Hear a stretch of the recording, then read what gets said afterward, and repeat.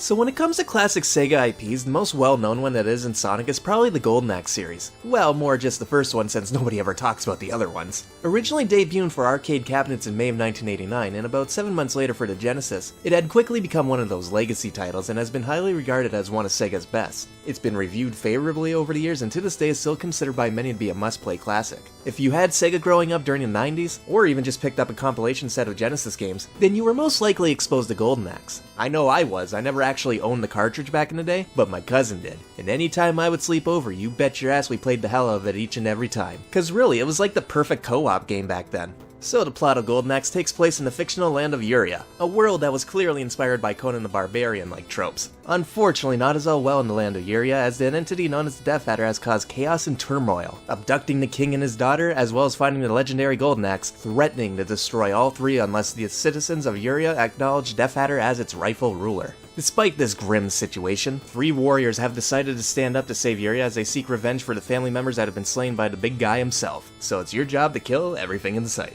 So, pretty basic story, but it does set up the theme and tone of what you're getting yourself into. This was still during an era where He-Man was still kind of popular, so it wasn't uncommon to see this kind of style. In fact, Golden Axe pretty much dived into it head first. But in terms of gameplay, it's a pretty typical side-scroller beat-em-up. You fight across a bunch of different levels that will only let you progress once you killed off all the enemies at that point. You've got your standard sword attacks, you can jump in the air and swipe down at the other mooks, and you can even dash and do a charge attack to potentially send someone flying on their ass, preferably over a bottomless pit. As you play, you won't find weapons like you would in, say, Streets of Rage, but as you do play, you can find rideable mounts that help you on your adventure, which come in either the Cockatrice? Fuck that name. Which I guess was an Altered Beast as well, and a dragon mount that can breathe fire in a certain way depending on which color it is. These at first glance seem pretty awesome. A nice little power boost that can make the gameplay feel a bit different when you do have one. Only problem is they're not that common, and even when you do manage to get one, it can be difficult to hold on to one, especially in single player mode where a lot of the time it's basically just going to be back and forth between you and the enemy knocking each other off until the other monster had enough and they say, screw you guys, I'm going home.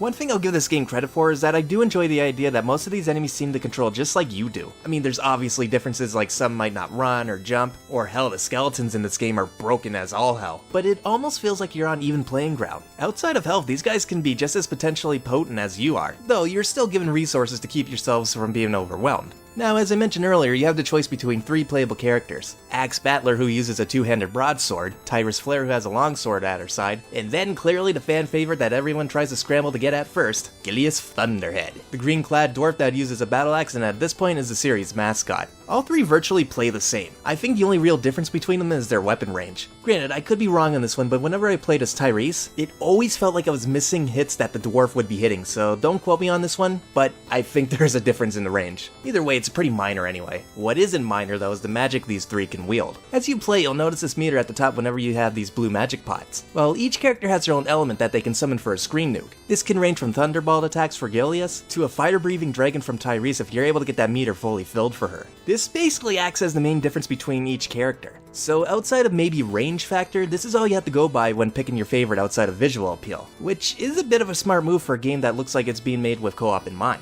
Believe me, I love when characters do have their own stats and differences, but if left unchecked, it could lead to balancing issues where one is clearly better than the rest. I mean, I did a top 10 on that very element, so I think the team did it right here when there's just about enough to say, hey, there is a difference, but there's no obvious advantage here. And really, that's kind of the best thing about Golden Axe. It does do enough things differently to feel distinct from the rest of its competition, but it still has its own identity. Plus, it's very easy to get into when you first start, and it won't take you long to get a handle on the controls. And when you're playing with a friend, it can be a really fun time working together and trying to make your way to the end of this roughly 30 to 45 minute adventure. Even comes with a nice little battle mode where you fight waves of enemies trying to survive as long as possible, or play with a friend that can be a one-on-one deathmatch between the 2 players. That's always a fun little distraction. But keep in mind, when I'm talking about this game and all of its positives, I've been talking about it in a co-op sense. Cause as a single player experience, sadly, this is where the same experience will feel lesser in my opinion. I remember even as a kid playing this by myself, it just never felt the same. I could get to the final boss no problem, but it never felt like an accomplishment when I did do so on my own. Cause sadly, this game does have that feeling like you're better off exploiting the game's design at points, like using a ledge to kill any enemies that are trying to get up onto your level. Or here where I'm just constantly charging back and forth between these 2 fuckers cause I know it's the safest tactic. Hell, those fucking skeletons are horrible to try and tackle alone since they hit as hard and a hell of a lot faster than you do. And the game loves throwing 2 or 3 at a time at you. So it just feels kind of cheap and honestly makes the game feel kind of dated because of it because, well, the skeletons are kind of bullshit in this game. I don't like them. I don't know. I know I probably pissed off some diehards by saying I feel this game hasn't aged that well since they probably have it memorized to the points that they could probably do a blindfold playthrough. But to me, I just feel this game shines best when you have a friend to play with, whereas the cracks are much more noticeable if you have to tackle the entire experience on your own. So while I do enjoy Golden Axe, I feel like I can only genuinely recommend it if you have a buddy to play with. Otherwise, play with caution. There's a lot to like about this title, but your mileage may vary depending on the factors that I've brought up.